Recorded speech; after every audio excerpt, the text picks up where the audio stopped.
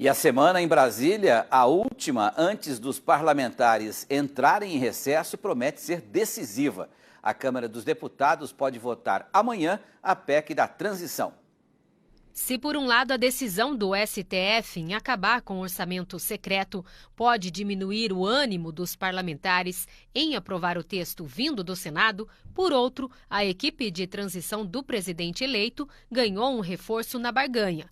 Isso porque ontem à noite o ministro Gilmar Mendes, do Supremo Tribunal Federal, decidiu que recursos para a renda mínima, como no caso do atual Auxílio Brasil, futuro Bolsa Família, poderão ficar de fora do teto de gastos. Na prática, essa decisão permite ao futuro governo abrir um crédito extraordinário por meio de uma medida provisória para bancar o programa de benefícios e manter as parcelas em R$ 600. Na tarde desta segunda-feira, o futuro ministro da Fazenda, Fernando Haddad, comentou a decisão do plenário do STF pela derrubada das emendas de relator. Segundo ele, o resultado já era esperado. Foi tema de campanha, foi tema de debates e houve a provocação. O Supremo, quando falar, o Supremo está se imiscuindo em assuntos do Legislativo. Mas quando ele é provocado, ele não tem como escapar de se manifestar a respeito. Eu entendo que há muitos mecanismos de fortalecimento do protagonismo do Legislativo na condução do orçamento público, com transparência, discricionariedade, aderência das propostas dos parlamentares aos programas governamentais. O presidente Lula não tem a menor intenção de retirar a participação do Congresso Nacional na condução dos interesses nacionais. Mas nós vamos encontrar o caminho de fazer isso com a transparência que o orçamento público exige. O próximo comandante da economia também disse acreditar que, em janeiro, o novo governo já tenha um cenário de sustentabilidade fiscal. Haddad também afirmou que, apesar da decisão de Gilmar Mendes, que possibilita o pagamento do Bolsa Família fora do teto, o diálogo com o Congresso Nacional segue indispensável. Eu acredito muito na construção de instituições fortes.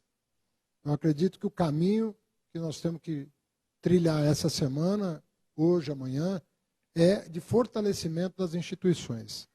Então, toda decisão, por mais agradável que seja, se ela for precária, ela é pior do que uma solução negociada robusta, que dê ao país um horizonte. Todas as vezes que a gente se dispôs a sentar com o Congresso, nós tivemos êxito na compreensão do problema que foi herdado. Com poucas reuniões no Senado, das quais eu participei, foi possível ali alinhavar um conjunto de princípios para consagrar na PEC da transição. É óbvio que há uma negociação a ser feita, mas não me parece que na Câmara tenha razões para ser muito mais difícil do que no Senado. São mais partidos representados, há um número maior de parlamentares, são 513 deputados, o quórum é elevado, tudo isso nós sabemos. Nós sabemos também que o Congresso tem demonstrado boa vontade em compreender o problema que foi gerado a partir do meio do ano. Nós precisamos resolver ele para o ano que vem, para o governo eleito ter o tempo necessário para tomar as medidas estruturais necessárias para reequilibrar a trajetória fiscal do país, tanto do ponto de vista do déficit quanto do ponto de vista da dívida. Então, não é muita compreensão que está se pedindo.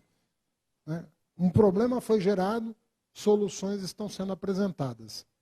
E eu posso te assegurar que é absolutamente possível que no mês inaugural do próximo governo nós já tenhamos um cenário de sustentabilidade das contas públicas. Então, ninguém está pedindo, vão ser medidas, vão ter que tomar medidas profundas, algumas estruturais, como a reforma tributária, mas terão medidas conjunturais também para arrumar a máquina pública.